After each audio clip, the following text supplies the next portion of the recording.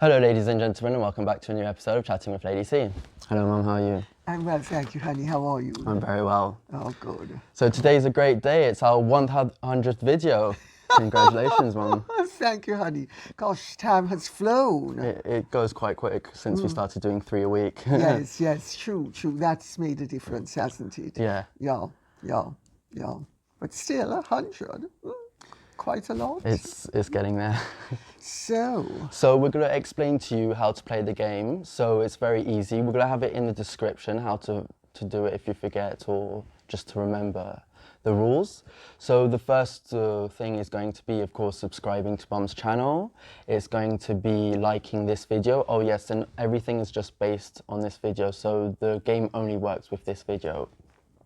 So yes, subscribe to the video, like the video and comment in the video, and you're going to have to comment hashtag Lady C. But all of that will be written in the description, and we're going to of course have 3 lucky winners, so it's a prize 1, 2 and 3, and we're going to be doing it on a raffle, of course. At the end it will be all played on a raffle, and so our first prize will be Mum.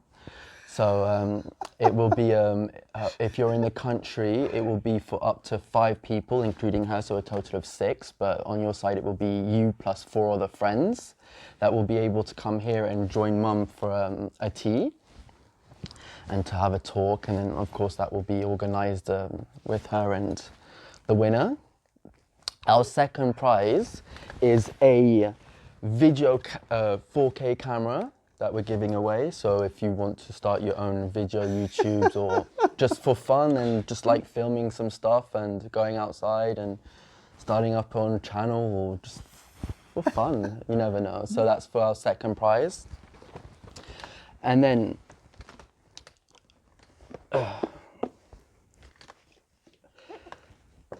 for our third prize will be 3 books that have been written by Mum. Oh, can I help? Yes. So 3 books that have been written by Mum. Of course, they will be signed out to the winner.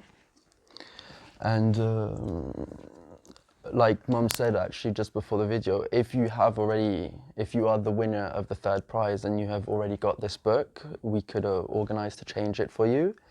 But like I said, these ones will be signed. So To you. So. It's up to the third winner. To whomever you please. Yeah. Yes. You know, so. Well, so how those, exciting. yes, What so fun. that will be our competition for this video. It will be not as short as the one on Instagram. The one on Instagram we did for 2 weeks, but this one will hold up for a month. Oh, really? So everybody can play and get involved. As of course there's only 3 prizes, where Instagram there was 10, so there was more of a chance of hopefully winning. But we hope you enjoy the game and we hope you play it, and good luck. Oh, I think also, though, of course, because if an American or an Australian or a South African wins... Totally forgot to say, sorry, yes, we didn't finish prize 1. Prize 1 also, if you're living, of course, abroad, we will be doing a Zoom call, so up for the lucky winner and 4 of her friends as well. And we can organise a Zoom call any day, any time, because it's a little bit easier over the internet, of course. Yeah. But yes, thank you for reminding. So yes, that was to finish off prize number 1. So yes, so that's how we will be doing it for the person that's abroad for our first winner. So we hope you win, good luck, and enjoy the game. Good luck. All right. So yes. Okay, so now, today is, aside from being the 100th with the competition, it's rather important because we have a very delicate subject to cover. So, which is going to be quite comprehensively covered. For today, we're going to be talking about Archie's birth certificate. We've got multiple questions on it, but we shall be only reading out 1, because basically we just need to read out the 1 because all the others are similar and the same. And today we're just going to be going over this topic very deeply into it. So yes, so the question for today and the big topic of today, so it is from Ben and Jerry. Lady C was wondering about your thoughts on Meghan Markle, saying that changing her name on Archie's birth certificate was dictated by Buckingham Palace. I want to start off by emphasizing to everybody how extremely important and delicate this subject is. I'm going to have to be very careful what I say, because it is a legal minefield.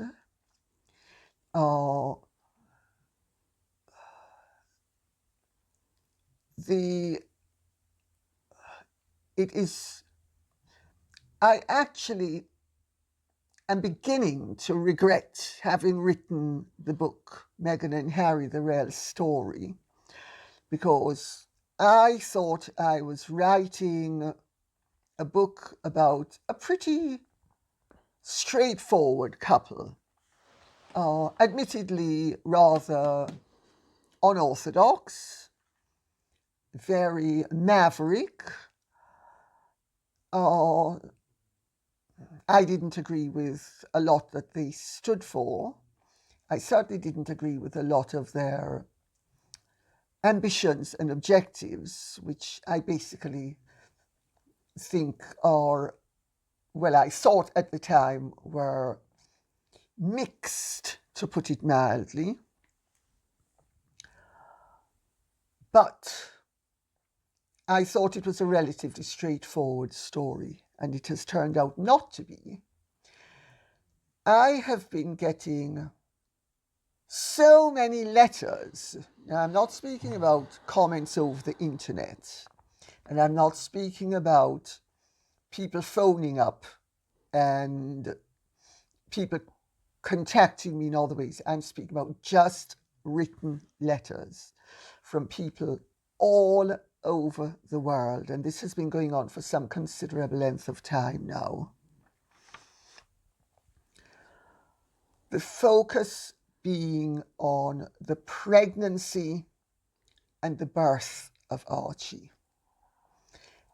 I think I have alluded in a previous video that I had been in touch with Donald McCabe, the Queen's press secretary, about this. And I had, at the behest of various people, asked about the announcement that was made on the Kensington Palace website to the effect that the birth was a surrogacy.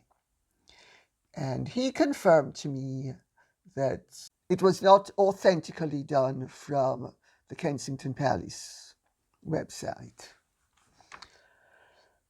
I also asked him to confirm to me that Archie was not born of a surrogate, and he has not answered that question. I say all of this because I also should qualify, actually, by saying, I'm going to lay down my marker very clearly.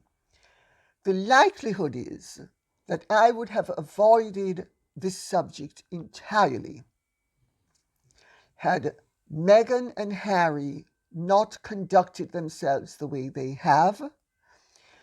And insofar as I am concerned, this is really a burden that I wish had not been brought my way, to have to get involved with any of this at all.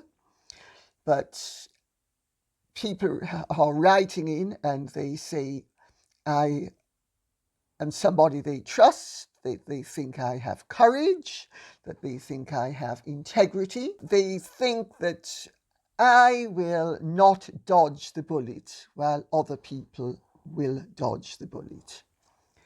And to that extent, I think they are right, up to a point. Had Harry and Meghan not embarked upon the vitriolic campaign they have embarked upon to rubbish the British people, to rubbish the British royal family, to try to muzzle the press, and now to try to muzzle the internet. I think I might have taken a considerably different view from the one that I have taken. I have come to regard this as my duty to answer these questions, because we have laws in this country and in America that protect people from defamation. I actually think that the laws here and in America could be strengthened so that it's easier for people to sue for defamation, but that the penalties for frivolous lawsuits would be increased, so to speak. Certainly, the losing side should pay the costs. But the point I'm making is when Harry and Meghan go on and on, as he especially recently has been going on and on about hate speech, and she goes on about she's the most trolled living individual of the last, is it the century, or is it the decade, or was it the year, or is it of all eternity? I'm not quite sure which one. You know, she's such a victim. Well, I mean, with due respect, I've had a far worse ride from the press than either of them has had to date. And you don't hear me trying to shut down the press and to say that everybody should be muzzled because people have said and done things that I didn't like. I know from the interactions I've had with various newspapers that Harry and Meghan have intimidated them to such an extent that they don't even want to ask the questions that the public have been demanding answers to. The question of Archie's birth is of fundamental public interest. It is not a private matter. It is a matter of public interest. Any child who is a member of the royal family or born to a member of the royal family who is in the line of succession is not just a private individual. Meghan's conduct during her pregnancy is, in my opinion, and this is just my opinion, what triggered all of the tremendous interest in the subject of her pregnancy. I, of course, came to this very late, actually pretty much after I'd written the book, because it's after I'd written the book and the book was being published that people started to flood me with information, much of which I did not have before, because the public might not be aware of it, but the average person in the British establishment is so busy leading their own lives and so busy doing what they're supposed to do and fulfilling their duties that they don't really have time to be surfing the internet day and night, nor do they have time to focus very much except on what they're doing. So, but what I came to realize was that there are an awful lot of people out there who actually use the internet very productively to seek truth, fair play, justice. Now, when Harry was trying to recently justify the muzzling of the internet, he said with some merit that the internet was used by the Burmese government against the Rohingya people. That is true. He neglected to say that but for the internet, the Arab Spring would never have happened. He basically wants, in America and in England, and I suppose in the Western world generally, the standard of censorship that is customary in China, where if you do not toe the party line, you are shut down. This is entirely wrong. It is entirely wrong of him. It is wrong thinking. I believe, like Voltaire, that I may disagree with everything you say, but I will defend your right to say it. And Harry is quite wrong. Hate speech is not the same thing as inciting people to violence. And everybody doesn't have to love Harry and Meghan. And everybody doesn't have to love the politically correct version of what a few spoilt brats and over-ambitious politicos feel.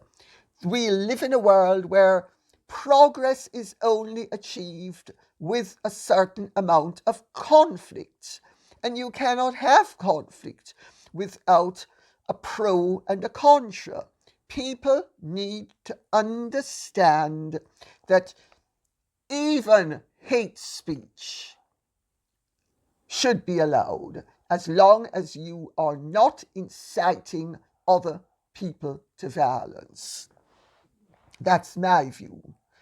And I do not have to agree with somebody, but I will defend their right to disagree with me, and even to advance opinions and principles that I find odious. That's not the same thing as inciting people to violence. My right to hit you ends where your nose begins. But no, I do not agree that we have to love each other. And I do not agree that we have to like each other. And I do not agree that we have to agree with each other. There have been recent court rulings in England confirming just what I have been saying. And it is a very positive thing. Freedom of speech means the freedom to be odious. It means the freedom to be objectionable. It means the freedom to be disliked. It means the freedom to even be hated by other people. It does not, however, mean the freedom to deprive other people of their rights.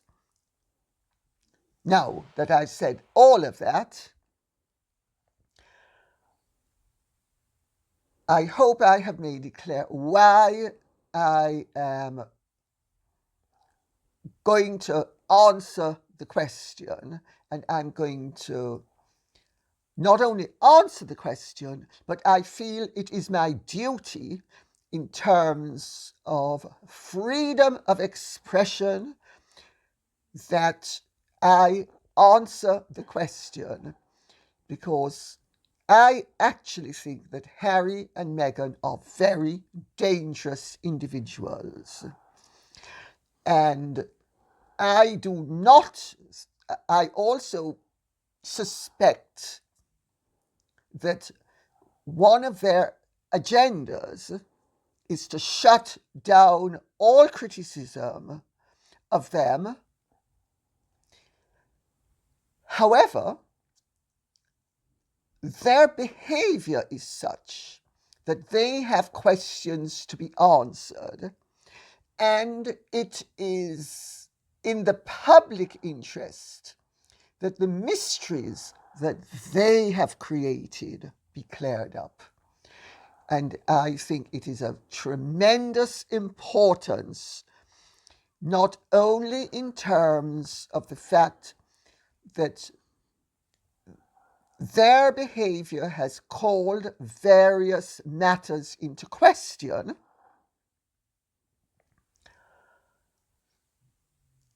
but that the British public requires justifiably an answer, because their child is in the line of succession to the throne, and the birth of the child is therefore not exclusively a private matter. It is also a matter of valid public interest. And in this country nowadays, still, as long as a matter is of genuine public interest, and I can't think of something that would be more in genuine public interest than the possibility of a monarch being validly on the throne, this issue transcends absolutely everything else. For that reason, I'm going to answer it as fully as I can, within the parameters of the law. And I also wish to emphasize that I have nothing against Harry and Meghan personally. I wish them well. I wish they had performed their royal duties in keeping with their royal rank. I do not have to respect what they call freedom and I call greed, to respect the fact that they have a right to pursue an independent path, but they do not have a right to try to muzzle the world. And for that reason, I'm saying I'm going to fully answer the question. So bearing all of that in mind, and I have to tell you, I will reiterate and I will emphasize, I'm doing this very reluctantly. I would really much rather not be having to answer this question. But equally, life has taught me that in life you need to be courageous. Somebody needs to be courageous.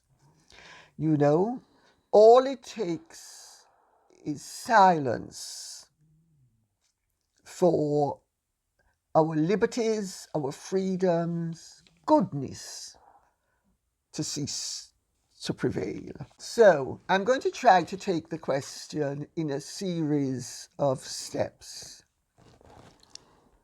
In my opinion, Meghan has made a fundamental error in acknowledging that Buckingham Palace was behind the name change. All of the newspapers have been so intimidated by Meghan and Harry that they have become tremulous little pussycats, for want of a better word, terrified of Meghan and Harry suing them, to such an extent that if they caught Meghan and Harry with their hand in the candy jar, they would be saying, oh, Harry and Meghan are trying to find a new way of making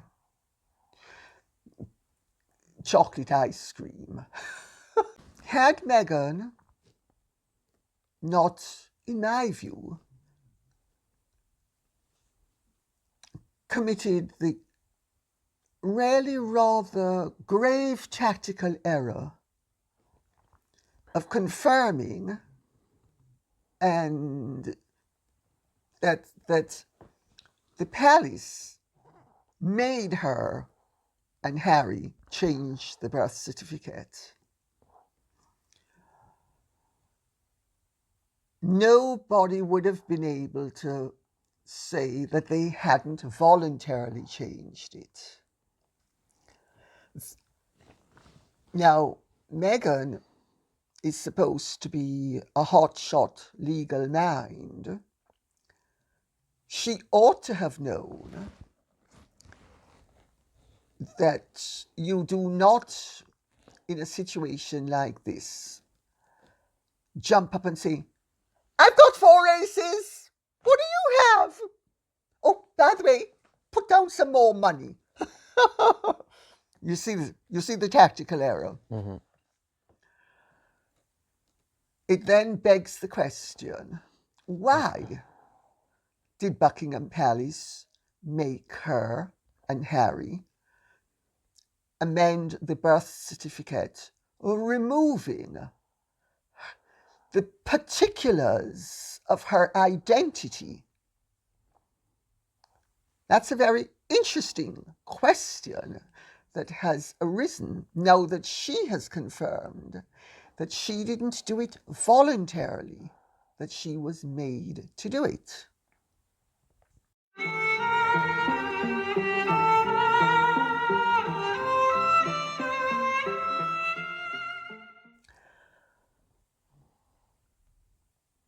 If anybody believes that there is a protocol, a royal protocol, insofar as birth certificates are concerned, and that the mother is going to be legally stripped, the woman who is identified on the birth certificate as the mother is going to be legally stripped of those specifics of her identity that make her unique and therefore uniquely identifiable as the mother. That is a misnomer. There is an exact parallel that I would like you to post at the end of the video. The birth certificate of Prince Alistair of Connaught.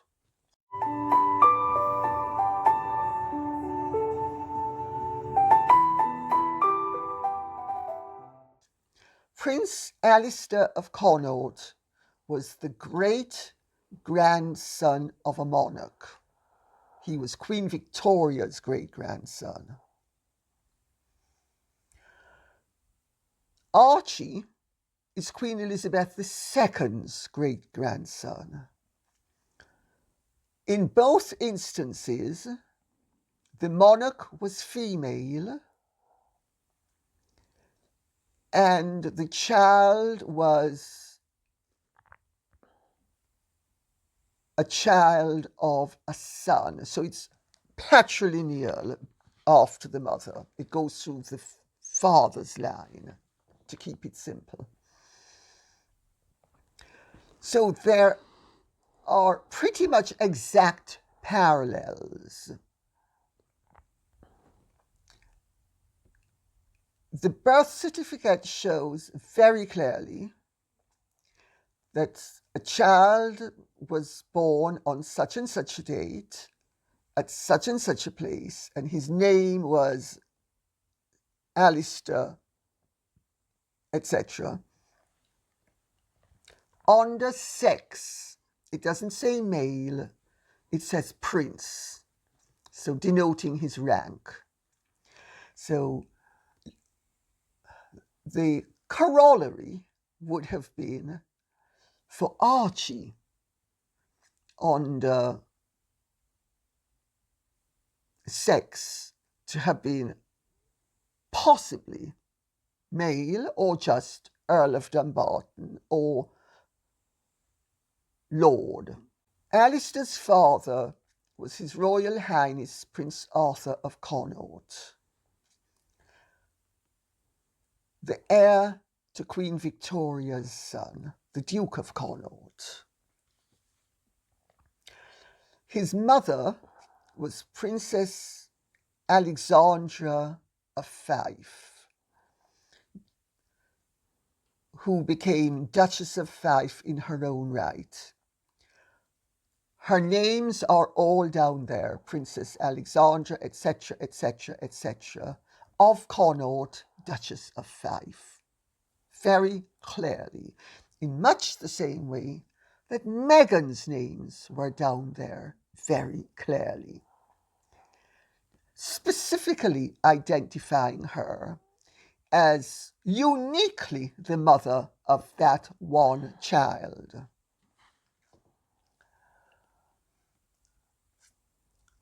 The Queen's eldest children, when she was Princess Elizabeth, I mean, look at Prince Charles's birth certificate. We can post Prince Charles's birth certificate as well.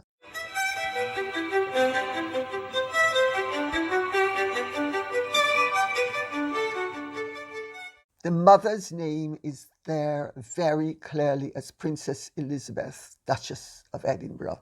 When the Queen became the Queen, her younger children, her Christian names were not put on the birth certificate because she was Queen. So her Prince Andrew's birth certificate, for instance, has Prince Philip's name, Christian name, title, etc., rank, Prince, Then it has just Her Majesty the Queen. The reason for that is, this is the Queen's country. We have the Queen's law courts. We have the Queen's police. We have the Queen's army. We have the Queen's everything. Everything in this country, because it is a monarchy, is done through the Queen. Hence why the only person in this country who does not need, and in fact cannot have, a passport is the Queen. Because everybody's passport says that it is done, Her Britannic Majesty, etc., etc. Well, you can't have the Queen saying, on behalf of myself, can you please give me entry to your country? So she has no passport. Because she has no passport, and because there is only one Queen in this country, and because everything in this country, and I'm belaboring the point for a reason legally, is done as a result of it being a monarchy, and it's done through the crown, there was no need to say Queen Elizabeth II. They just said Her Majesty the Queen. On the back of that, when William was born,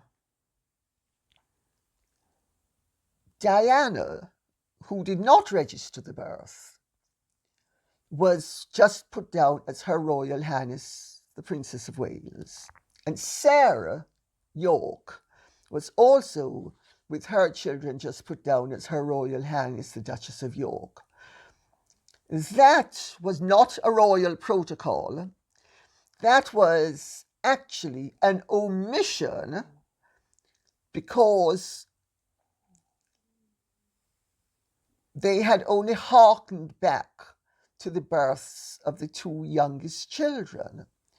But otherwise, the females' Christian names are identified, so she is specifically identified as indisputably and specifically and uniquely the mother of that child. So I hope I'm not belaboring the point too much, but it is very important to make that point.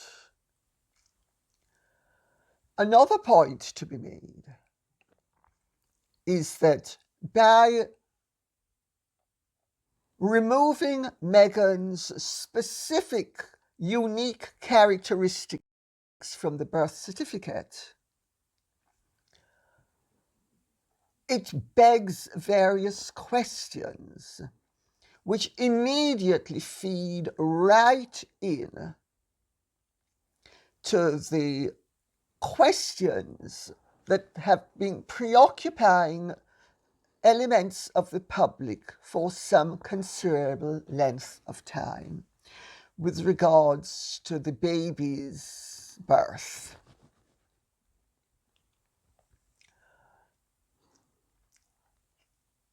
Had she been put in as Her Royal Highness the Duchess of Sussex, and had it been amended to read Rachel Meghan, Her Royal Highness the Duchess of Sussex, that would have been an omission that was being corrected to advance clarity. This amendment advances not clarity, but the absolute opposite. It advances confusion, speculation, and I do not want to say too much at this point, because there are legal considerations. There are also moral considerations. I think we need to put ourselves in the position of the royal family itself and the palace and all those people who work often very long hours for not very much money to advance the cause of the British nation via the monarchy. There is much that I could say that at this point I think I will not say. I think I will keep my counsel insofar as various particulars are concerned, and certainly in terms of various scenarios are concerned. What I will say is that when the Queen stood down the Home Secretary, it was done with the belief that thereafter royal births would be effectively semi-private and semi-public. This situation, if nothing else, shows how imperative it is that that custom be revived. There must be no doubt in the future ever again that any member of the royal family who is an heir to the throne and in the line of succession can have any questions raised about his identity. If, of course, the law changes, and if adopted children and the children of surrogacy and illegitimate children who are then legitimized can accede to the throne, maybe then there is no need to have a Home Secretary in attendance on the birth. But until such time as those changes are effected, and it is absolutely crystal clear that an heir to the throne must be born of the body of its lawfully married parents, and that this must be indisputably acknowledged,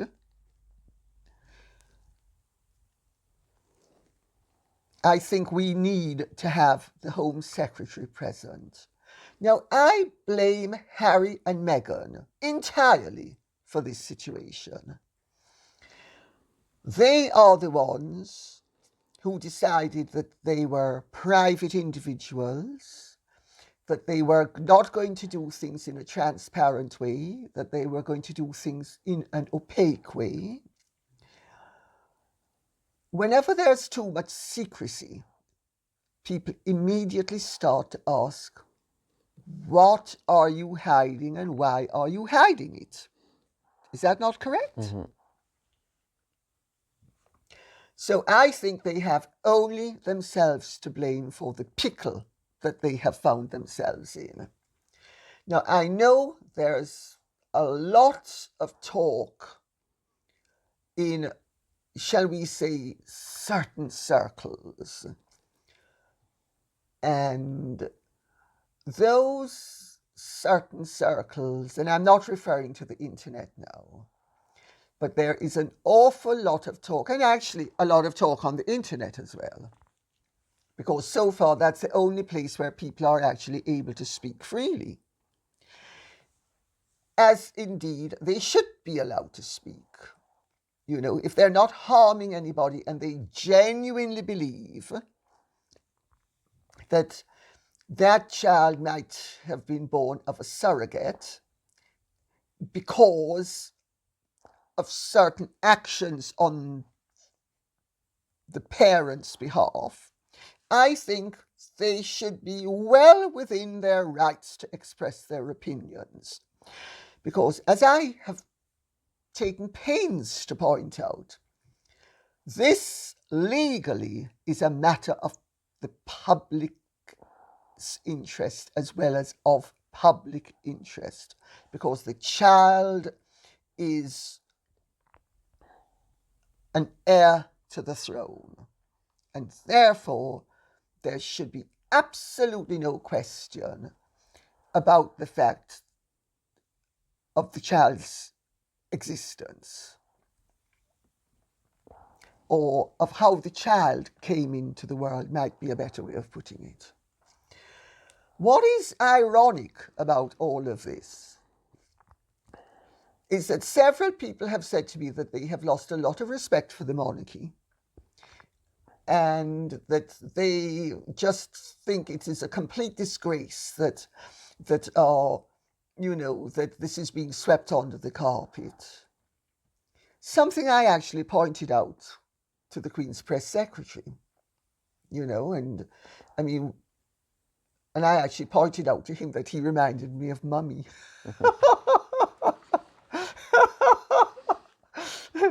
Sort of, if it's an inconvenient fact, just sweep it under the carpet, let's act as if it's not there. The public has a right to know. Because the irony is, this branch of the royal family sits on the throne of England because of a sleight of hand. In 1688, King James II had a son, Prince James, Prince of Wales, with his second wife, Mary of Modena. Because Mary of Modena was a Catholic, King James II was well known to be a Catholic and a practicing and believing Catholic. And the assumption was that the young Prince of Wales would be brought up to be a Catholic. And England having been through the Reformation,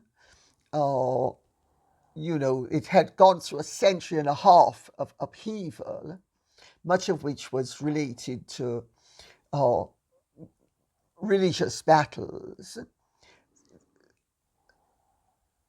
The Protestants created a scenario stating that a baby had been smuggled in and that the baby was not really Queen Mary of Modena's baby. So it's ironic that several hundred years later, the mirror image is happening, with people trying to question whether there is anything that they need to know that has been withheld from them insofar as Archie's birth is concerned.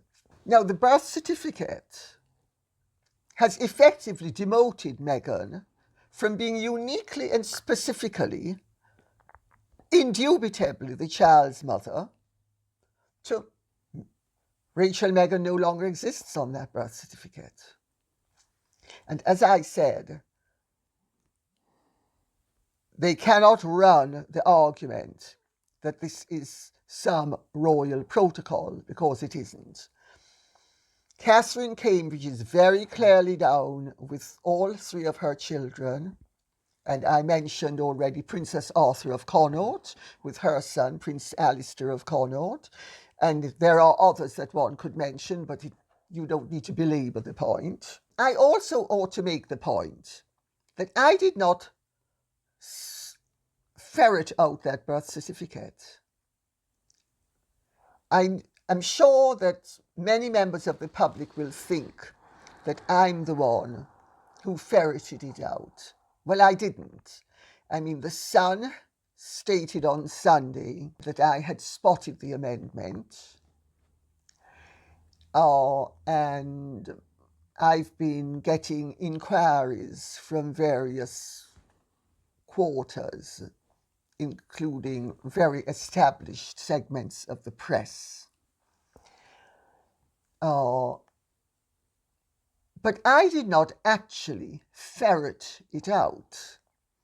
A member of the public is the one who came to me with it, who went to the trouble, and she is an avid monarchist by her own account. And she said that she has various beliefs, and she was able to back those beliefs up with various factual matters, which, whether you agree with them or not, at least shows that she's not a fantasist, and she's not crazy, and she's not stupid, and that she cares enough that she actually went to the trouble of getting a copy of the birth certificate. And the first thing that I noticed after I saw the birth certificate and noticed that the demotion of Meghan, of Rachel Meghan, from uniquely and indubitably the mother, to the complete erasure of her names, Christian names. And once I spotted the significance, because it is extremely significant that a woman's Christian names that make her uniquely identifiable as the mother would have been removed from an official document. That is an extraordinary thing to have done. I noticed that Harry and Meghan had released the original birth certificate, and that the press had all gone with the original birth certificate, but that no one knew about the amendment, or so I thought. I then discovered down the line that the person who had told me had also alerted other publications and individuals who either seemed to have not understood the significance of what they were seeing, or were too afraid. But you know, the fact of the matter is the truth is an absolute defense against defamation. And I am not defaming Meghan or Harry. I have not accused them of anything, nor do I intend to accuse them of anything. I do think that there are questions that are crying out to be answered, that they need to answer. I can see the possibility of them not answering any questions. But I would also say that, you know, in life you need to be compassionate. And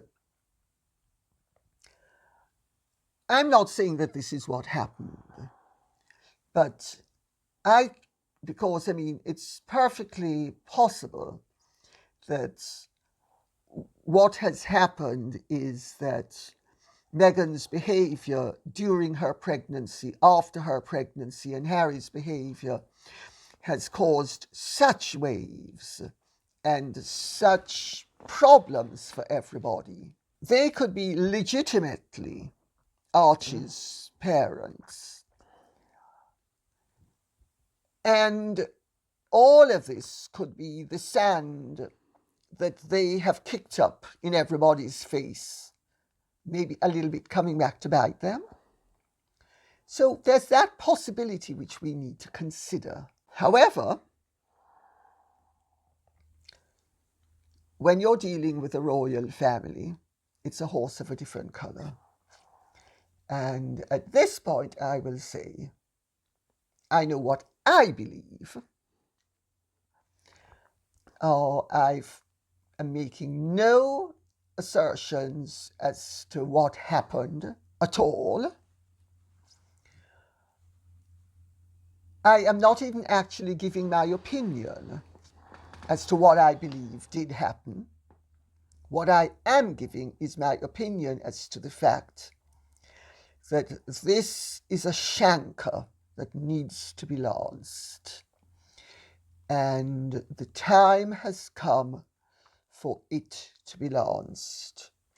And I think that the royal family need to clear up the mystery, because the public have a right to know. The child is not a private individual. And if he is a private individual, and if Harry and Meghan are private individuals, there are other solutions. And one of the solutions is to do what the Swedish royal family used to do with members of the family who wanted to hive off and lead personal lives. You know, they would be demoted from princes to counts. Demote him to an earl. Demote him to an earl. As simple as that. Demote him to an earl. And, you know, beyond that, I think I have said as much as I can say. Thank you all for the questions. I will thank silently the person who sent in the birth certificate. I think that birth certificate demands answers, because why would Rachel Meghan, Her Royal Highness the Duchess of Sussex's Christian names be removed from that child's birth certificate? And I would recommend that the matter be handled with delicacy, with humanity, with decorum, and whatever the reason, that people would have some compassion for a very difficult situation for all concerned.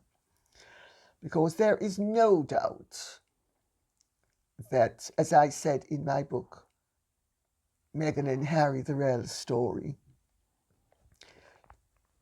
that this is a situation that has had the palace tearing out their hair from while she was pregnant, and there was all of this speculation about the variable size of the bump. And I mean, it's quite possible, you know, that Meghan did have that baby herself. It's absolutely very possible. However, enough questions have arisen as a result of her conduct. I think enough questions have arisen, not only because of Meghan's conduct during the pregnancy and their conduct surrounding the birth of the child, but now the amendment to the birth certificate. But I think I will close on the note, compassion, compassion, compassion. We need to be compassionate. So that's it. I hope this has been of interest to you. I've taken rather longer than I would have liked, but I have wanted to be quite particular as to my position in this regard. Nice. Well, thank you everybody, and we hope you enjoyed this video. We hope you comment in the comments for the contest and hit that like button, subscribe and share with your friends. Thank you very much and goodbye.